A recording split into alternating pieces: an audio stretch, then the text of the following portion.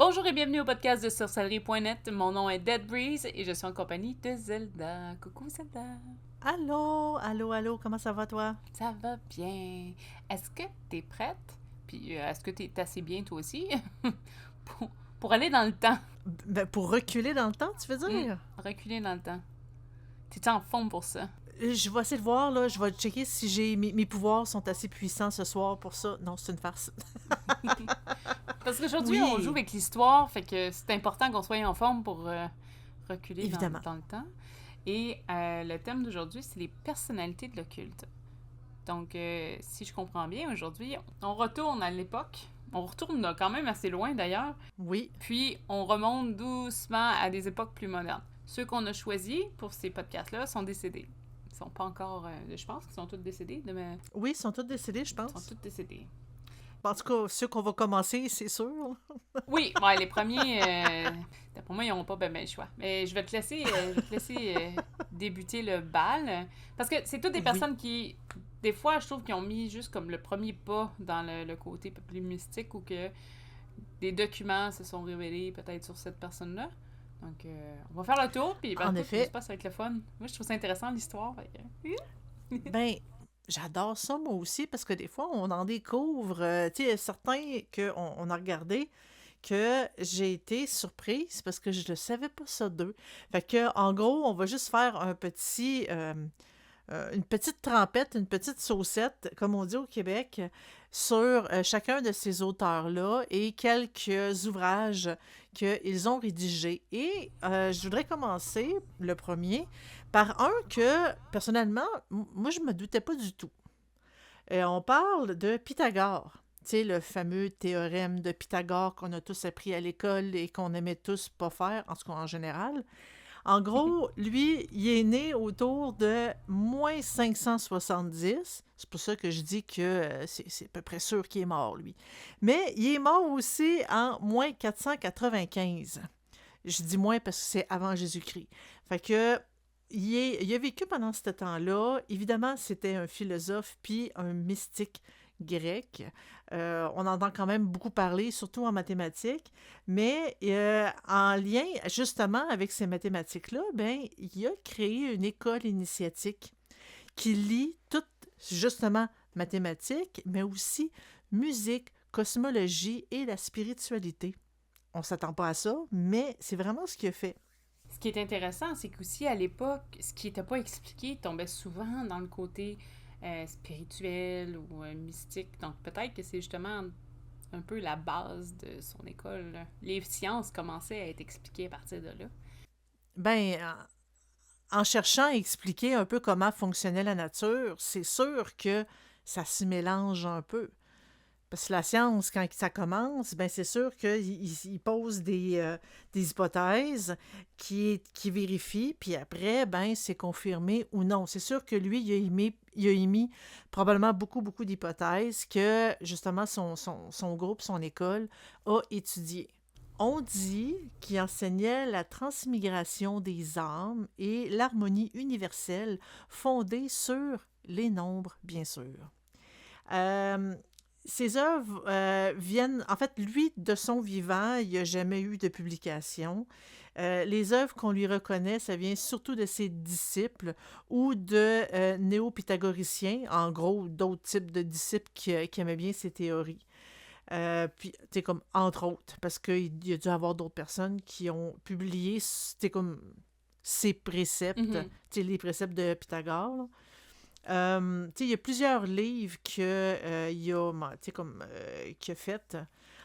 Mais son influence majeure, c'est surtout ses idées numérologiques et symboliques aussi qui ont inspiré l'ésotérisme occidental et ben la magie des correspondances. Et ça, ben, c'est comme une notion quand même pas mal de base hein, quand on pratique. Oui, parce que tous les chiffres, je veux dire, ça vient un peu de lui. Là. En tout cas, la popularité Ben, des mathématiques à la base vient de là. Fait que le cumul des chiffres ou je ne dis pas la numérologie en tant que telle, mais l'utilisation, en tout cas, de ces symboles-là, c'est sûr. Là. Ben, c'est sûr que quand on commence à rajouter des nombres dans nos rituels, par exemple, bon, X nombre de bougies, puis etc., ça a une signification. Fait que là, je peux pas dire que ça vient de lui, ça, par Non, contre, non, non. je le sais pas. Non, non. Mais pour lui, tu sais, comme justement, c'était toute une question de mathématiques. Mais on le voit ça souvent, les mathématiciens ont tendance à tout voir en mathématiques. Tout est calcul pour eux. Bon, ben c'est Mhm. peut-être grosso modo un peu la même chose. Lui, il y a les œuvres qu'ils ont associées. Il y en a plusieurs, mais j'en ai sorti deux. On parle de Les Vers dorés ou Carmen Aureum. En gros, c'est une collection de 71 préceptes moraux, puis de maximes aussi pour la vie. On les considère comme une espèce de résumé de l'éthique pythagoricienne. En gros, c'est un témoignage précieux de la philosophie pratique de ses disciples. Le second, c'est le traité sur la musique, les mathématiques et l'harmonie des sphères. Encore là, ça fait très mathématique dans ma tête, là. C'est un traité qui explore la relation entre les proportions mathématiques, les harmonies musicales, la cosmologie et la structure de l'univers. La notion de l'harmonie des sphères, c'est les mouvements des corps célestes qui produisent une musique inaudible, qui est comme le concept central de cette pensée-là. Tu sais, je trouve que ça fait un mélange un peu une tentative d'explication d'astrologie, tu trouves pas? Ouais. Oui, puis, mais je me dis, à l'époque aussi, tu sais, faut qu'on se mette... il n'y avait pas la science qu'on a, puis il n'y avait pas les certaines moralités qu'on a non plus. Puis c'était une science qui était quand même assez nouvelle.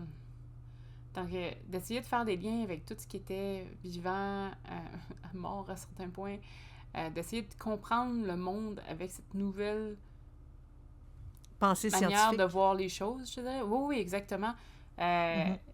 il a quand même fait un pas dans une direction que bien d'autres auraient peut-être pas osé, puis c'est probablement pour ça qu'on le considère aussi comme une base au niveau de l'occulte, c'est probablement que, évidemment, sans la théorie, probablement qu'elle serait arrivée un jour.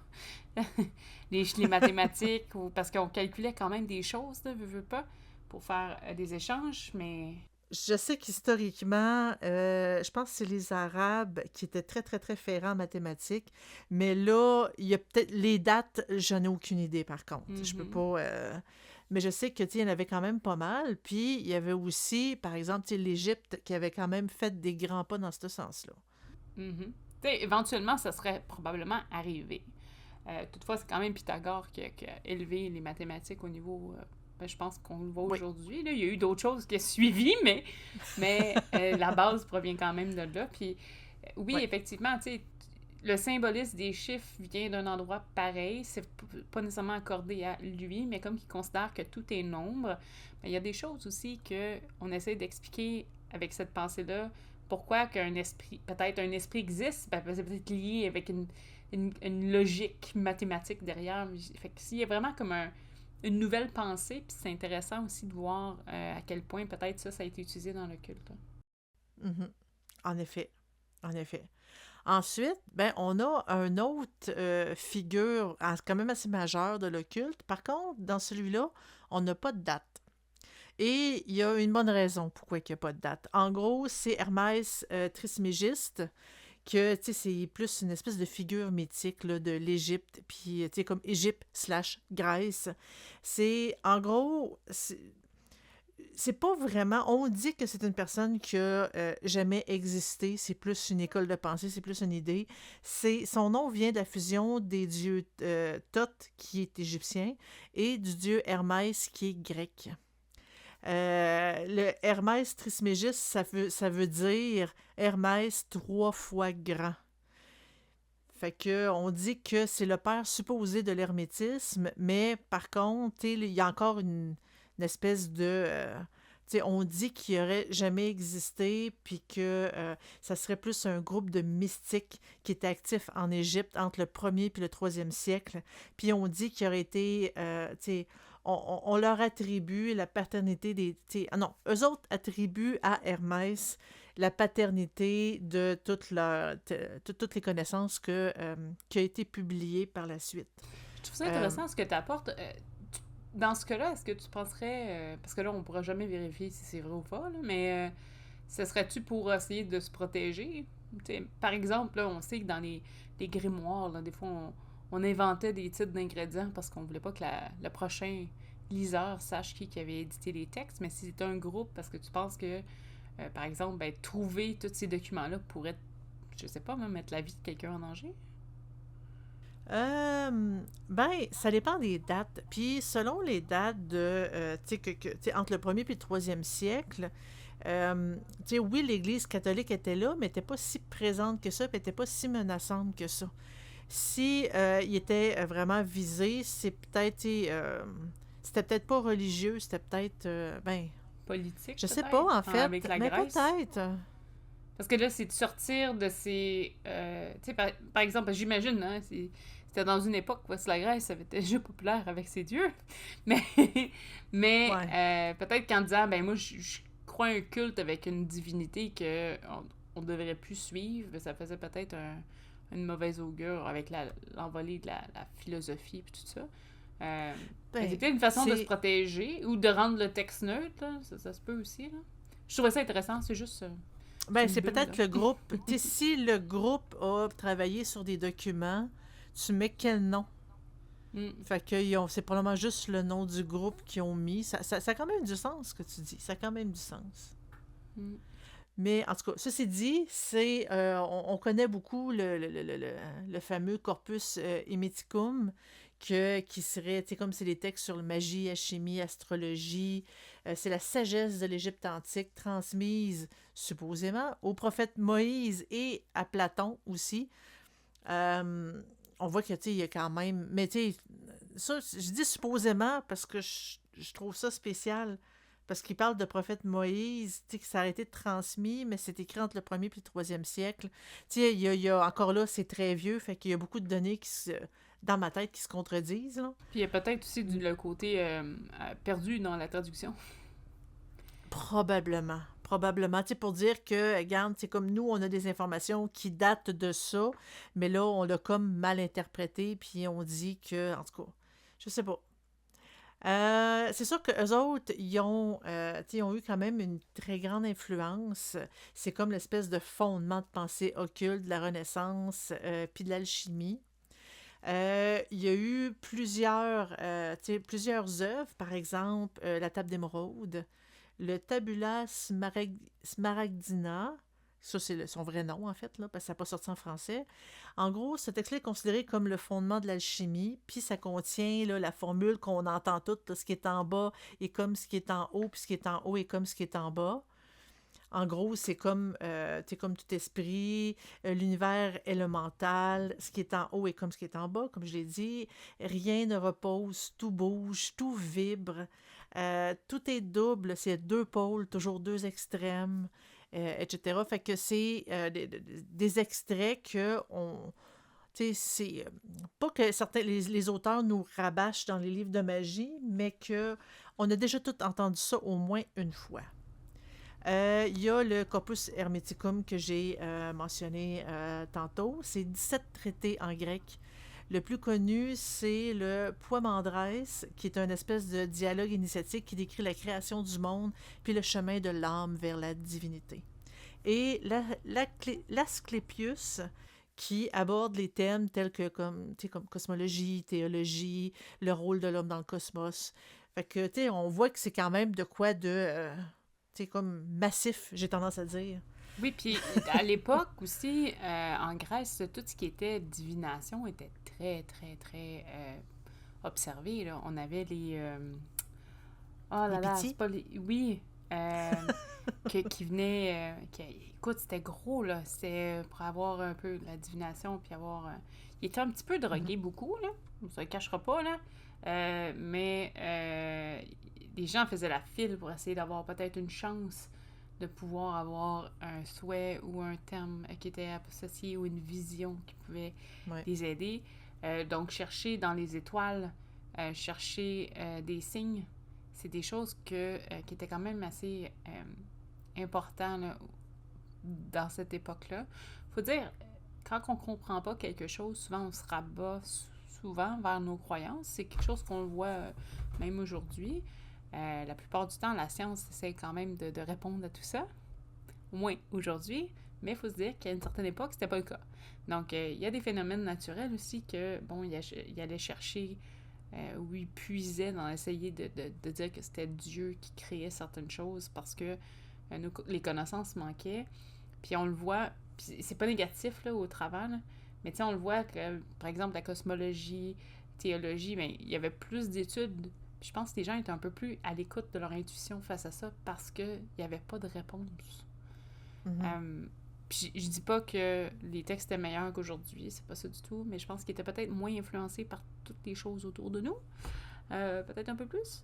Je crois. Le fait, juste le fait d'être connecté, tu sais, comme en fait, la mondialisation, le fait d'être connecté sur Internet, le fait qu'on peut voyager pas mal plus facilement, ça fait en sorte que là, l'information voyage très, très, très vite. Fait Mm. que là, ben, on dirait que tout le monde lit tout le monde est influencé par tout le monde, puis Mm. je sais pas, c'est ma théorie, c'est ma théorie. En Grèce, puis, tu sais, quand ils parlent du corpus hermeticum, je veux dire, le procédé d'annoncer ce genre de truc-là, ça se faisait beaucoup là, quand la philosophie a commencé à prendre un peu plus d'essor, puis qu'il y avait des tables de discussion qui étaient quand même assez vivantes et avec un peu d'alcool. Quand même, c'était bien arrosé de vin. Hein? Tu sais, quand les grands penseurs, techniquement, étaient sur place, ben, tu vois juste la façon que c'est une collection de traités grecs. C'est fait exactement comme l'époque, mais je trouve ça intéressant. Je sais que ça a comme pas rapport avec le sujet, mais je trouve ça bien parce que même si c'était comme tu dis, des mystiques de l'Égypte, tu sais, c'était peut-être comme un groupe... pas une secte secrète, là, mais ça se peut que ce soit des gens que tu pouvais faire. C'était un petit groupe, puis ça a resté un petit groupe, puis ça a passé au travers des âges, ça se peut, là, à un certain point. Mhm. Puis ils ont gardé un nom pour tout se désigner, ce petit groupe-là. Une Puis ils ont. espèce de société secrète ou pas. Ouais, je serais pas surpris. Et peut-être que c'est ça, en Mhm. fait. Que Peut-être. ça a commencé justement plus avec Thoth, puis éventuellement. Hermès avait quand même une équivalence, puis des ressemblances sur certains points qui ont fait, ben, c'est les deux. C'était peut-être pas Mhm. ce nom-là au début.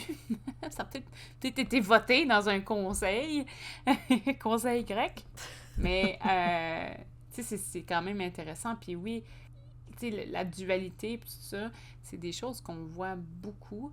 C'est pas nécessairement quelque chose que. Aujourd'hui, ça a l'air simple de dire, oh, ben, tu sais, il y a le soleil, il y a la lune, il y a le jour, il y a la nuit. Il y a toujours un contrebalancement. Fait que je trouve ça quand même assez intéressant qu'il y a toujours deux extrêmes, cette mentalité-là de tu sais, tout se La bouge, tout dualité. vibre, ça se modifie. Donc oui, puis ces concepts-là, tout bouge, tout vibre, ben on le voit dans les énergies, on le voit dans beaucoup de concepts qui sont dans l'occulte. Donc oui, forcément, même s'ils sont... C'est des personnes qui sont super vieilles, puis que c'était peut-être pas fait dans un but occulte, c'est quand même des théories qui s'attachent à l'occulte aussi. Là. Donc, je trouve ça super intéressant. Excusez, hein, ma petite Oui, bulle. c'est correct, c'est correct. Mais c'est vrai que c'est super intéressant, puis ça fait, je trouve qu'on y retrouve beaucoup de bases qu'on considère comme la base, puis reconnue par tout le monde. Ben, tu sais, ça a quand même parti dans quelque part. Oui, puis des fois, là, c'est... des fois, il y a des concepts qu'on des livres, vous allez lire, vous allez comme, je comprends rien, puis ça n'a pas de sens, mais des fois, c'est juste une phrase qui résume tout le livre, qui a un concept qui est intéressant. Fait que des fois, c'est des petites choses qui peuvent faire que ça va pousser l'occulte d'une certaine direction. Donc oui, ça peut être très intéressant. Peut-être t'en as un particulier qui s'en vient, là. Oui, j'en ai un particulier. En fait, on le connu, c'est Heinrich, en fait, je pense que c'est Heinrich Cornelius Agrippa von Nettesheim. Là, je suis vraiment pas sûre de comment qu'on le dit. En gros, on le connaît sous le nom de Cornelius Agrippa. Lui, ben, il est né en 1486, il est décédé en 1535. Là, bon, on fait comme une espèce de bond dans le temps, là. Ben, en fait, ouais, c'est ça. Surtout avec Mm. Hermès Trismégiste, là. Lui, ben, en fait, comme beaucoup, beaucoup d'occultistes, c'est un médecin, mais il est aussi humaniste, occultiste, et il vient d'Allemagne. C'est pour ça que j'ai de la misère à dire son nom, malgré mes études très lointaines d'allemand. il a beaucoup, beaucoup, beaucoup voyagé parce que, tu sais, il a fait quand même son service militaire. Puis, il a fait aussi, il a eu des aventures spirituelles. Tu sais, au travers de tout ça, tu sais, ben, il a eu son service militaire et il a eu ses aventures spirituelles. Euh, Cette personne-là, de ce que j'ai lu, il y avait de son vivant une très, très mauvaise réputation que j'ai l'impression que c'est plus les rumeurs qui ont essayé de le descendre. Parce qu'on dit qu'il avait un chien noir qui aurait été son familier démoniaque. Fait que, tu sais, ça sent le salissage, là. En tout cas, Ouais, c'est mais c'est l'impression même que ça me pas donne. un... C'est pas un commentaire que j'ai jamais entendu sur lui, par exemple. Mais je suis un peu surprise d'entendre ça. Ben, sérieusement, je sais quand j'ai lu ça, je me suis dit, hein, spécial. Et, tu sais, j'étais dans un de mes livres, parce que j'ai plusieurs livres d'histoire de la magie, j'étais dans un de mes livres d'histoire de la magie, j'ai lu ça, je fais, ah, ben, mon livre, il est vieux, tu sais, c'est peut-être... Puis là, j'en regarde un deuxième, même mention, je fais de recherche sur Internet, troisième mention, ah, bon, OK. Fait que, tu sais, j'ai pas eu une mention de ça, j'en ai vu trois. Fait que je me suis dit, bon, OK, ça doit être, tu sais, ben, c'est une rumeur, je crois. Je crois que c'est plus une rumeur que je pense pas que c'était fondé, pour sa part. Mhm. Quoique, il y en a un qu'éventuellement on va parler, que lui, ça m'aurait pas étonné, mais Agrippa, je ne crois pas. Il avait très, très, très mauvaise réputation, puis sa réputation, elle s'est comme lavée, tu sais, comme un certain temps après sa mort. Lui a surtout fait la synthèse des traditions magiques antiques, kabbalistiques et chrétiennes aussi. On s'entend-tu que la majorité dans ce temps-là, ils étaient tous chrétiens. Il y a eu... tu sais, il a surtout fait... son influence a surtout été sur tu sais, les modèles de magie rituelle. Puis c'est une source d'inspiration pour les occultistes modèles. On entend parler beaucoup d'Agrippa tu sais, les personnes qui veulent vraiment étudier l'occulte. Il a écrit De Occulta Philosophia, qui est une espèce de distillation riche de sagesse céleste dans la pratique de magie naturelle, communication angélique cérémonielle, puis la Kabbale. Puis cette œuvre-là est divisée en 3 livres. Le premier livre, ça parle vraiment de magie naturelle, fait qu'en gros, ça traite des vertus occultes des éléments, les plantes, les animaux, les minéraux. Ça explore la manière que les forces de la nature peuvent être utilisées pour la guérison, puis dans d'autres pratiques aussi. Le deuxième livre, c'est la magie céleste. Là, c'est concentré vraiment à l'astrologie, aux nombres, les figures géométriques. Ça décrit les correspondances entre les planètes, les constellations, le monde terrestre, expliquant un peu comment l'influence des astres peut être captée. Je devrais peut-être lire ça pour... j'ai un peu de misère avec l'astrologie. J'aurais peut-être besoin de lire ça, moi. C'est dans ce livre-là qu'il présente les célèbres carrés magiques planétaires. Puis ça, on en voit partout dans On en les voit livres, encore, mais ouais. absolument partout. Le livre 3, c'est la magie cérémonielle. En gros, ça aborde la magie rituelle de la Kabbale. Fait que là, il décrit les noms de Dieu, des anges, des démons et aussi des rites pour invoquer les forces spirituelles. Il y a un quatrième livre que, en fait, c'est un document qui circule, mais autant que, tu sais, ça circule à son nom, mais on dit que c'est pas lui qui l'aurait écrit. Fait que, tu sais, Parce que des usurpateurs d'identité, ça existait quand même à l'époque aussi. ben oui, ben, en fait, ça existe depuis Nuit des la nuit temps. des morts. Exactement, exactement. Fait que, c'est ça. Mais lui est intéressant parce qu'on a souvent entendu, même sur le site, là, des commentaires sur lui.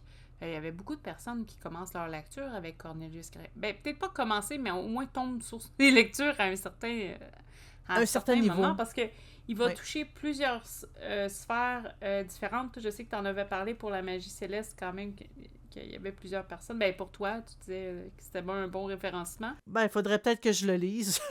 Ah! La magie cérémonielle aussi, quand il y en avait qui étaient plus peut-être traditionnalistes, on les voyait souvent Oui. aller dans les livres d'Agrippa. Puis tu vois, la magie naturelle qui sont les bases pour le symbolisme plante, la nature, qui est quand même une bonne base solide aussi. C'est quelque chose qu'on entend souvent. Euh, Personnellement, je pense pas que je l'ai lu, lui. Je pense que Moi, je l'ai j'ai jamais ses lu. livres, mais j'ai pas. Je sais qu'il y en a des vieux que j'ai lus puis que ça m'a fâché, mais lui, il me dit rien, fait que c'est bon signe. Soit qu'il t'a pas fâché ou soit que tu l'as jamais lu. Mais il y a plus de chances que je l'ai pas lu, parce que la plupart, ils sont assez solides sur certains thèmes, puis je suis comme, eh. Mais de Mais base, vraiment, c'est... Oui, excuse. en fait, je dis de base, vu qu'il est chrétien, je suis pas sûre jusqu'à quel point c'est vraiment digeste. Parce que, tu sais, des fois, juste pour bien passer leur publication, ils mettaient tellement de chrétienté là-dedans pour pas que l'Église les pointe du doigt que des fois, ça en devient indigeste. Fait que faudrait voir à quel point c'est digeste. Sauf que c'est une mise en contexte. Tu sais, c'est la même Oui, chose. Moi, je le vois avec Kardec, par exemple. Le fond est excellent. C'est faut enlever la lourdeur du texte avec le christianisme, par exemple. Ça peut être une autre religion, mais dans ce cas-ci, c'est ça. Puis si la religion était tellement importante aussi, versus aujourd'hui, ce qu'on avait en 1400 ou en 1500 versus les années 2000, c'est pas pareil au niveau de la religion. Fait que c'est sûr que c'est un texte qui est généralement un petit peu plus difficile. Puis il y a des concepts que aujourd'hui, telle molécule, ça vient de là. C'est des trucs que les autres ne savaient pas. Fait qu'il faut faire un petit peu être indulgent là-dedans. Mais oui, des fois, c'est le fond, le contenu ou fond qui est important. Puis peut tirer des bonnes choses. De toute façon, par exemple, les symboles pour les plantes, on en a parlé souvent. Des fois, moi, un symbole du pain, par exemple, ben c'est pas la même chose pour toi que c'est pour moi. Mais ça a non. une signification, une symbolique relativement générale.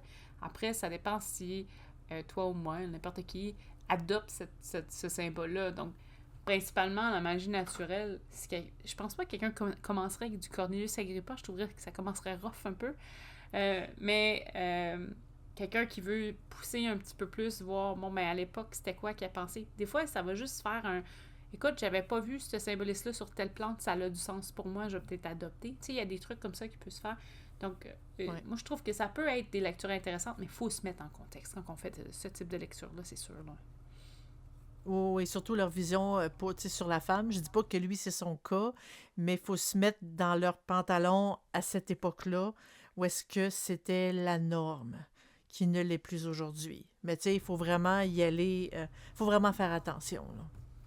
Tu sais, avant des écraser pour dire ça n'a pas de bon sens ce qu'ils disent, là, faut quand même se mettre un peu dans leur situation. Donc, ça conclut notre vidéo, notre podcast pour aujourd'hui. C'est pas tant une vidéo, tant que ça, mais pour notre podcast. Vous avez des suggestions, vous voulez passer un commentaire, vous voulez juste venir simplement discuter avec nous, c'est facile.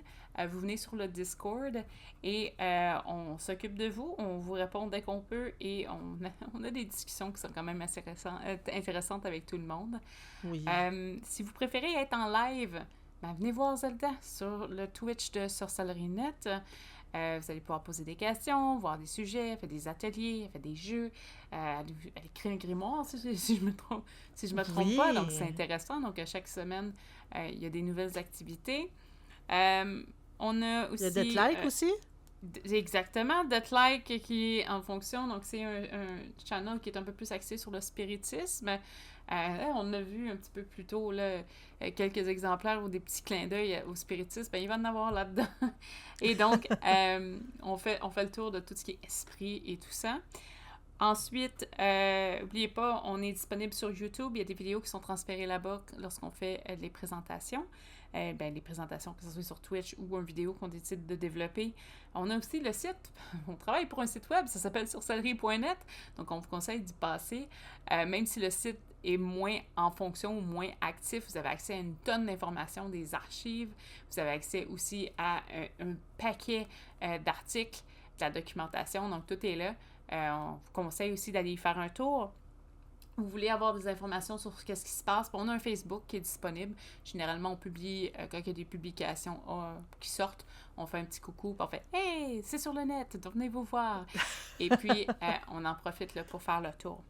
On vous souhaite une excellente semaine.